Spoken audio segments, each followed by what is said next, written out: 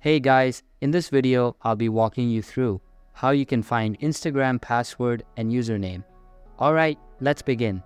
As you know, there is no such feature of viewing your account password on Instagram app. So, in order to view it, go to the Gmail app and open it up. Make sure it is updated and your account is signed in. Now, tap on your profile icon at top right corner and select Manage Your Account. After that, you will be sent to this window. Simply navigate to the Security tab and inside it, scroll down to the bottom of the screen.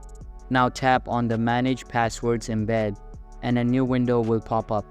Here, you just need to locate Instagram and then tap on it. Once you do that, you will be asked to enter your Google account password for security reasons.